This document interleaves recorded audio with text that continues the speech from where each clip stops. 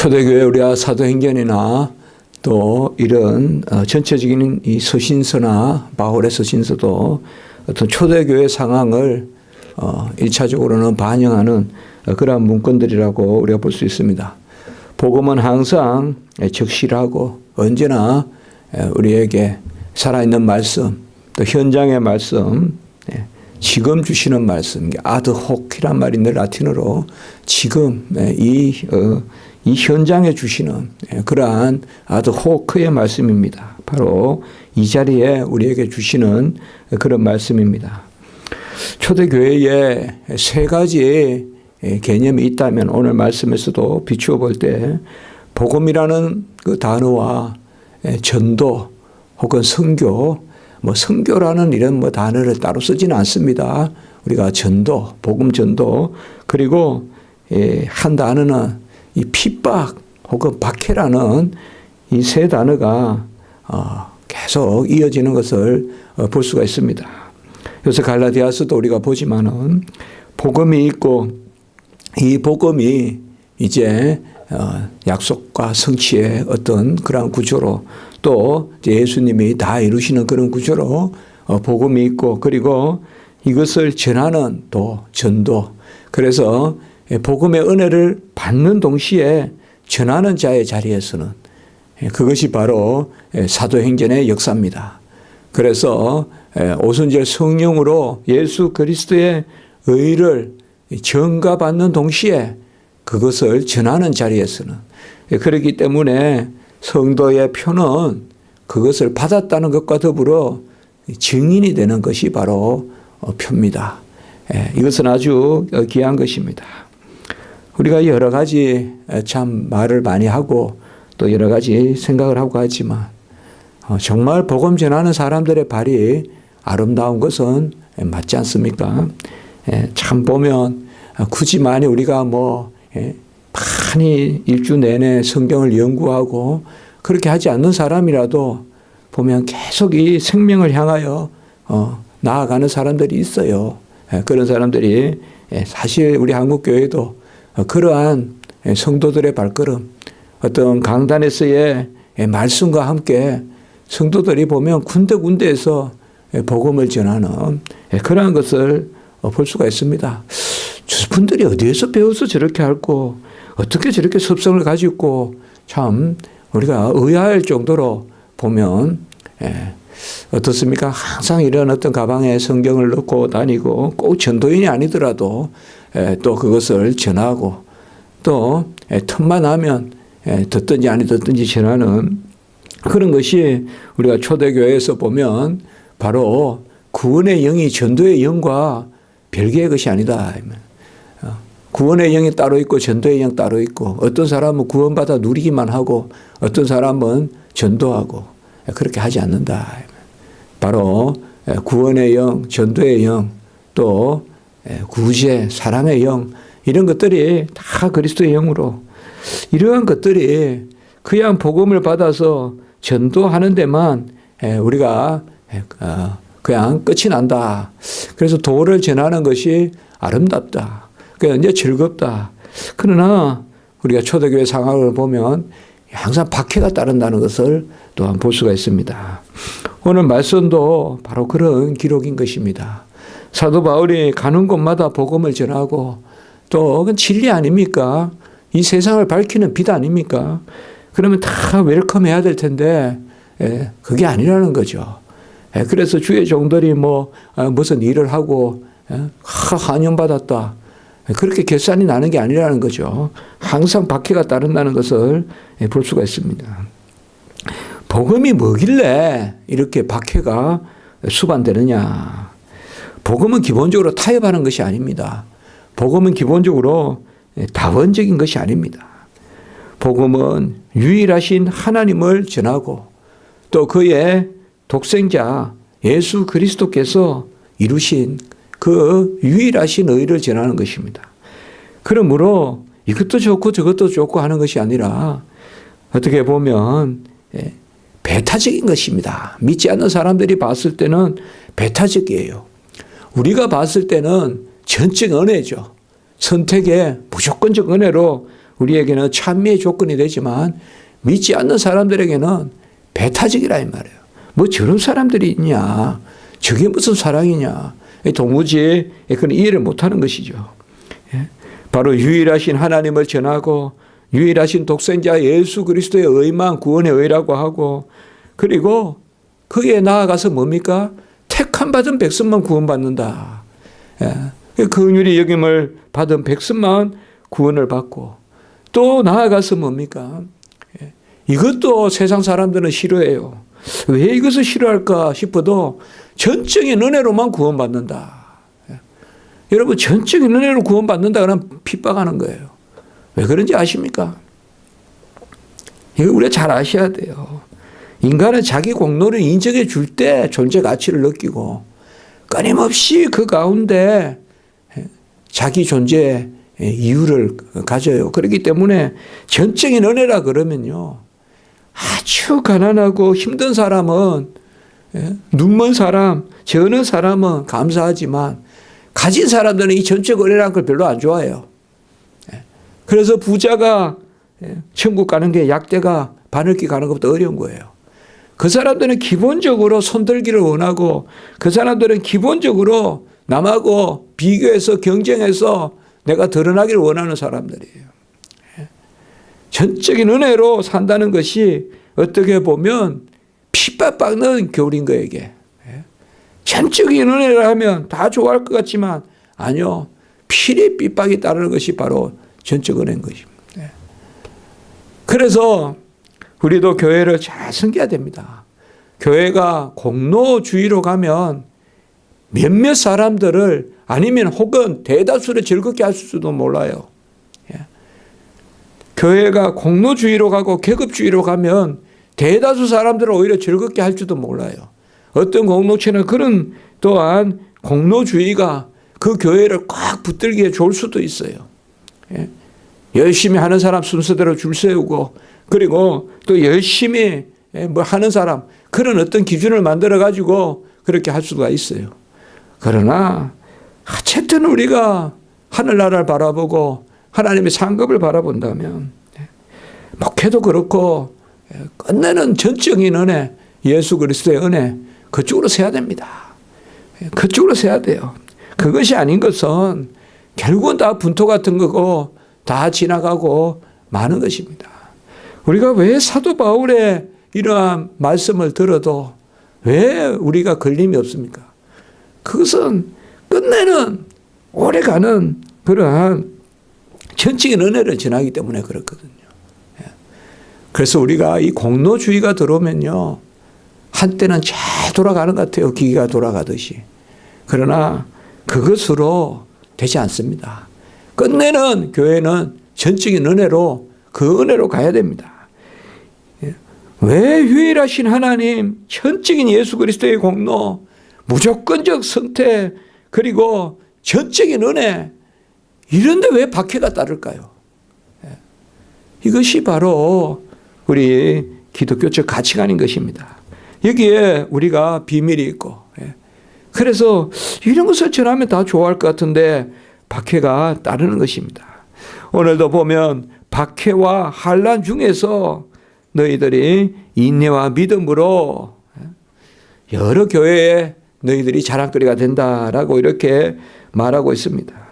이 박해와 환난이 구체적으로 무엇인지는 우리가 알 수가 없습니다. 오히려 어떻게 보면 눈에 드러나는 것보다 눈에 드러나지 않는 것이 더 많다고도 볼 수가 있겠습니다.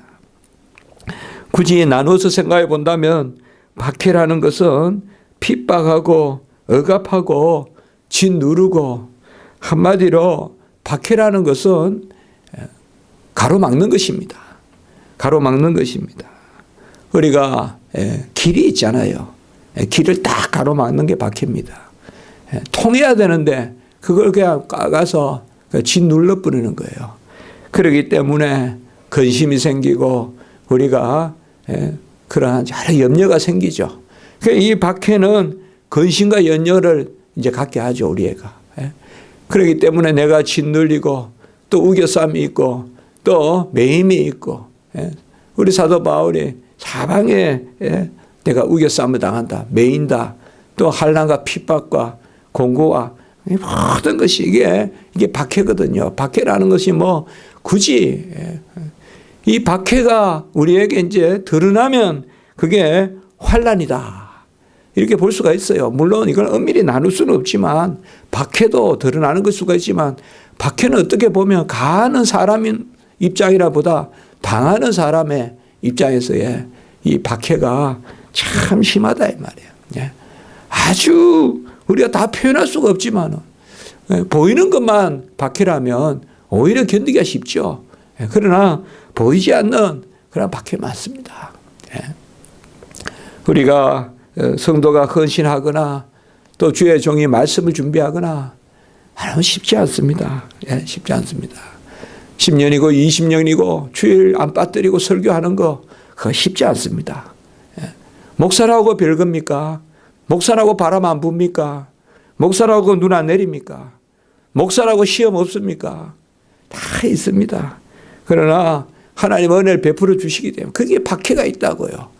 주를 향한 근심도 있고 우겨쌈도 있고 메인도 없습니다. 꽝 하는 것입니다. 그래도 그걸 또 하나님이 풀어주시고 하는 거예요. 그 박해와 환난은 고통이고 시련이고 공경이고. 우리가 사도 바울이 보면 이 모든 것보다 내가 교회를 향한 염려 때문에 그게 가장 그 일종의 이제 박해라고 볼 수가 있어요. 막 말씀을 전하고 막 이렇게 도를 전하고 하면 그걸 가로막는단 말이에요. 아까 이야기했죠. 박해난 거 가로막는다. 물길이 가는데 꽉 가로막는다 이 말이에요. 그게 그 모든 것보다. 그러나 맞고 태장에 맞고 또 물에 갇히고 짐승에 습격당하고 뭐 이런 거 환난이에요. 그 환난 그것보다 더 박해가 근심이 많다. 그래서 이 박해와 환난이 왜 없겠습니까? 어떻게 보면 박해와 환난은 그리스도인의 표라고도 볼 수가 있습니다. 그것이 바로 오늘 오전에 이어지는 말씀에 표라는 말이 나오지만 예수 그리스도가 박해와 환난을 받은 그러한 우리의 머리이시지 않습니까? 그분의 먼저 가신 길이 바로 박해와 환난의 길이 아닙니까? 이러한 박해와 환난 가운데 이기는 것이 바로 믿음이다. 이렇게 말씀하고 있습니다. 바로 하나님이 세상을 사랑하셔서 아들을 보내셔서 모든 것을 이기시고 또 환난 날에 믿음을 보기 어렵지만은 믿음이 없이는 환난을 이길 수가 없는. 그래서 결국은 뭐예요? 이 환난 날에 내가 믿음을 보겠느냐라고 했지만 그러나 그 믿음을 우리에게 주셔서 믿게 하시는. 그래서 이 박해와 환난을 이기는 것은 바로 자기를 부인하고 하나님께 맡기는. 내가 환난을 이겼다. 내가 모든 것을 이겼다라고 하는 것은 핍박과 이 환난을 이기는 힘이 믿음에 있음을 보여주고 있습니다. 믿음으로. 오늘 아침에 찬송 금방 했지만 우리가 믿음으로.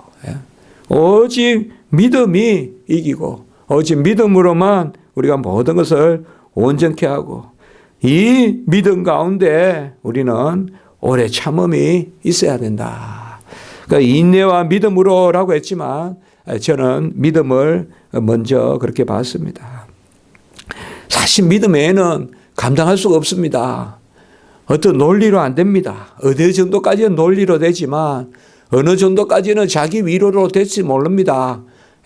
자기 위로도 있을 수 있어요. 자기 합리화도 있을 수 있고 내가 이 정도 어려움 당하니까 이 정도. 그러나 끝내 우리가 이길 수 있는 것은 믿음밖에 없습니다. 믿음으로만 이길 수 있습니다. 예수 그리스도를 믿고 나를 부인하고 그에게 맡기고 믿음이 없이는 어찌 사도 바울이 감당했겠습니까? 그 믿음 가운데 인내한다 이 말입니다. 오래 참는다는 것입니다. 우리가 보듯이 오래 참음도 은사지 않습니까? 바로 성령의 열매지 않습니까? 바로 믿음 가운데 참게 하시는데 이 인내는 헬라로 히포메네라고 하는데요. 히포메네. 바로 인내는 무엇보다도 이 단어는 우리가 참는다, 뭐 견딘다 그런 단어라기보다 1차적으로는 불변함을 뜻합니다. 불변함, 변하지 않는다. 변하지 않는다. 인내는 변하지 않는 것입니다. 무슨 애적인 어떤 충격을 찾는다 그거보다도 내적인 불변성입니다. 내적인 불변성이에요. 좀 안 변하면 좋겠다는 거예요. 우리가 하나님의 일을 하면 또 주의 종의 일을 하면 가장 사실 옆에 두고 싶은 사람이 불변하는 사람이에요. 안 변하는 사람이에요. 좀 안 변하면 좋겠는데 조금 하면 힘들다 그러고 조금 하면 변덕스럽고 항상 그런 마음이 우리 안에 있다 이 말이에요. 이 찰랑찰랑하는 게 바깥에서 들어와서 내 속까지 그냥 삼켜버리는 거죠. 그래서 히포메네는 첫 번째는 불변함이요. 두 번째는 이 단어에 여러 뜻이 있지만 즐거워한다 이 말이에요. 그러니까 내적인 고요함과 내적인 은밀한 즐거움이 있어야 우리가 불변하다 이 말이에요. 외적인 즐거움이야 수시로 바뀌잖아요. 아침에 바뀌고 저녁에 바뀌고 안 그렇습니까? 내가 아플 때 다르고 즐거운 게 내가 또 기분 좋을 때 다르고 즐거움도 바뀌잖아요. 우리가 보면. 어떨 때는 이게 맛있고 어떨 때는 저게 맛있고 즐거운 것도 다른데 내적으로 내 안에서 불변하는 즐거움. 그리고 세 번째는 이 단어를 어제 주석을 통해서 이렇게 여러 이렇게 설명들이 있는데 보니까 세 번째는 충실하다라는 뜻이더라고요. 그래서 이 단어가 저는 그냥 인내다 이러면 뭐 외부의 충격에 견딘다 이런 거를 많이 생각했는데 그것보다 이 히포메네라는 단어는 변함이 없고 즐거워하고 충실한 상당히 적극성을 가지는 단어다 이 말. 우리가 보통 성령의 그 9가지 맛이 있잖아요. 그 성령의 열매를 이야기할 때 사랑, 희락, 화평, 오래 참음 이 인내를 이야기하면 인내는 뭔가 좀 수동적인 것 같은데 뭐 오래 참음이 무슨 은사냐 이렇게 하는 것 같은데 인내가 그런 단순히 견디는 거 단순히 그냥 버티는 것 정도가 아니라 내적인 고요한 가운데 불변한 가운데 충실한 그것이 바로 인내다. 사실상 이것이 우리가 뭘 해서가 아니라 사람은 견뎌서 못 견디지 않습니까? 팽이가 움직여야지 서 있듯이 사람은 충실할 때 견디는 것이죠. 그렇지 않겠습니까? 충실할 때. 결국 우리가 아파서 쓰러지는 것은 아무것도 할 수 없을 때 쓰러지잖아요. 그래서 우리가 정신력이 이긴다, 믿음이 이긴다 이럴 때 이를 안 물고 아파도 움직여야 된단 말이죠. 아파도 뭘 해야 된단 말이에요. 그게 뭐냐 하면 참는다는 것은 그저 수동적으로 견뎌서 견디는 것이 아니라 수동적으로 견디면 언젠가 쓰러지죠. 그러나 맞서는 거죠. 그래서 이 인내와 믿음으로 자랑한다. 이 초대교회에서의 이 인내, 또 우리 주님께서 말세에 인내로 영혼을 얻으리라. 이 마지막 때 누가복음에 인내로 영혼을 얻으리라. 이런 것을 우리가 생각합니다. 오늘 5절로부터 7절 전반부까지는 이러한 성도의 환난과 그러한 고난, 고통, 이러한 박해와 환난이 바로 하나님께서 공의로운 표로 심판의 표로 주시는 것이다. 이렇게 말하고 있습니다. 하나님의 공의로운 표로 그래서 환난을 받게 하는 자들에게는 환난으로 갚으시고 6절에 보면 그리고 환난을 받는 우리에게는 안식으로 갚으신다. 이렇게 말하고 있습니다. 이 말은 뭔가 하면 오늘 5절부터 나오는 공의로운 표라는 말은 뭔가 하면 모든 것에 하나님의 어김이 없지만 환난과 박해에 대해서는 더 어김이 없다 이 말이에요. 철저히 어김이 없다. 그것을 우리에게 말씀해 주고 있는 것 같아요. 여기 사도 바울이 특별히 이렇게 말씀하는 것은 여러분 공의로운 심판의 표가 어떻게 환난에만 있겠습니까? 우리가 열심히 살면 상급 주고 그런 것도 공의로운 표가 있겠죠. 그러나 영에서 공의로운 심판의 표라고 한 것은 환난이나 핍박은 주를 위해 고난당하는 것은 하나님이 철저히 갚아주신다. 하나님이 철저히 그것에 대해서 갚아주신다. 그것을 강조하는 것 같아요. 여기서 우리가 5절, 6절, 7절 전반부까지 오늘 읽었지만은 바로 환난에는 하나님의 공의가 있다.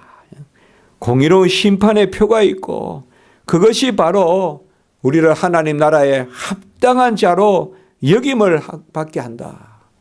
그래서 우리가 하나님 나라에 합당한 자로 여김을 받는 그러한 필수적인 자격과 같이 오늘 5절 후반부에 보면 너희도 또한 고난을 받느니라 라고 이렇게 말씀을 하고 있습니다. 너희가 또한 고난을 받는다. 이것은 어떻게 보면 아까도 말씀드렸지만은 고난은 우리에게 명찰이요.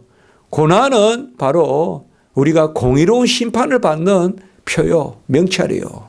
그러니까 우리에게도 고난은 성도의 표요. 여기에 보면 5절 후반부에 너희가 또한 고난을 받느니라. 사실 그 쉬운 게 아니잖아요, 여러분들. 누가 이렇게 전하겠어요? 교회 다니면 복돼요. 교회 다니면 즐거워요. 누가 교회 다니면 고난을 받는다 이렇게 말할 수 있겠어요? 그렇지 않습니까? 한번 생각해 보세요. 그러나 초대교회 우리에 보면 이런 말씀 많이 나온다 이 말이에요. 또한 마치 준칙과 같이 성도의 준칙에는 고난이 필히 따르는 것 같이 너희가 또한 고난을 받느니라. 이건 일종의 당이고 이게 뭐예요? 필히 우리에게 따르는. 아까 제가 세 가지 말씀을 드렸지만 초대교회에 세 단어가 있더라. 복음이 있고 전도가 있고 박해가 있더라. 이건 어떻게 보면 필히 우리에게 따르는.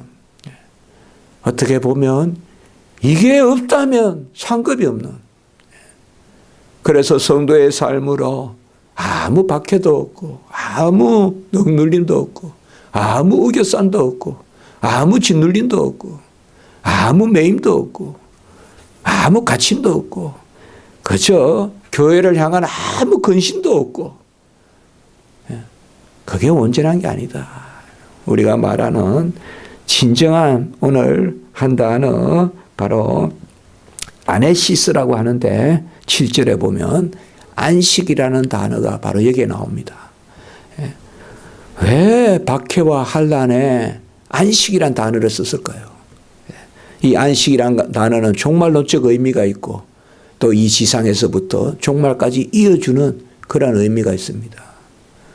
우리가 이 땅에서 언젠가 우리도 이 땅을 떠날 텐데 그때 우리가 참 주를 위해 그때 살 걸, 주를 위해 그때 한 번이라도 더 비바람 치는 곳에서 강야에서 우리가 열심히 살 걸, 그러한 우리의 부족함이 좀 한탄으로 남아서 해야 되겠습니까? 사실 그걸 우리에게 말해주는 것 같습니다. 그러나 오늘 말씀과 같이 믿음을 주셔야 됩니다. 하나님이.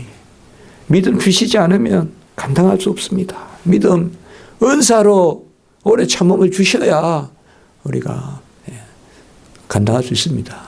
물론 기본 열매로 주시지만 그 카르포스 열매로 주시지만 그것을 우리가 오늘 생각하게 되는 것입니다. 기도드리겠습니다.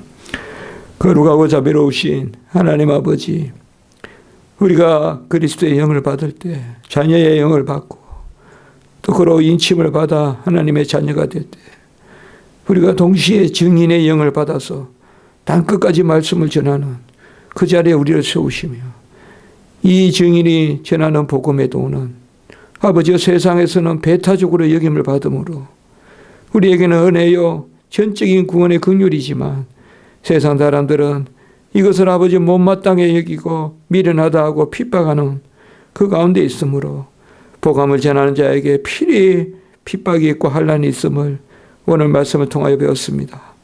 그러나 그 긍휼의 공의로운 아버지 하나님의 심판의 표가 또한 우리의 환난 가운데 나타나서 아버지 환난을 가한한 자들에게는 환난이 따를 것이나 환난을 받는 우리에게는 안식이 있다고 오늘 말씀하셨습니다. 하나님 아버지시여, 우리가 진정한 안식이 어디 있는지 기억하게 하시고, 좀 더 눕자 졸자 자자 내가 생각한 대로 내 스케줄대로 다 되는 것이 안식이 아니라 언제 어디에서 튀어나올지 모르는 그 핍박과 우겨쌈과 매임과 그 아버지의 갇힘과 그 때림과 그 아버지의 찌름과 이 모든 가운데서 오히려 우리가 안식에 이르는 이 지상과 천상의 그 삶을 이어가는 이때에 사는 그 은혜가 있음을 우리가 기억하게 하시고, 오히려 누릴 때 아버지의 매일 때 쌓일 때 감사하고 기뻐하는, 그러나 하나님 우리는 스스로 감당할 수 없으니 인내와 믿음을 더욱 하나님의 은혜 가운데 풍성하게 하사 잘 견디고 이길 수 있도록 주여 도와주시고, 우리에게 새 힘을 허락하시고 우리에게 하나님의 은혜 가운데서 이끄시는 전적인 의뢰 가운데 나아가는 그러한 믿음을 더하여 주시옵소서. 오늘 한날 우리 십자가지기 교회 하나님 붙들어 주시옵소서. 이 인내와 믿음의 교회가 되게 해주시고, 아버지의 증인의 영을 받은 우리 교회가 되게 해주시고, 땅끝까지 말씀 전하고 진리의 영의 역사가 더한 우리 교회가 될 수 있도록 주여 도와주시옵소서. 모든 오늘 한날의 행사와 또 예배와 순서와 오가는 발걸음 위에 은혜 위에 은혜를 더하여 주시옵소서. 주여 원컨대 우리 교회의 부흥을 허락하시옵소서. 구주 예수 그리스도 이름으로 감사하며 기도드리옵나이다. 아멘.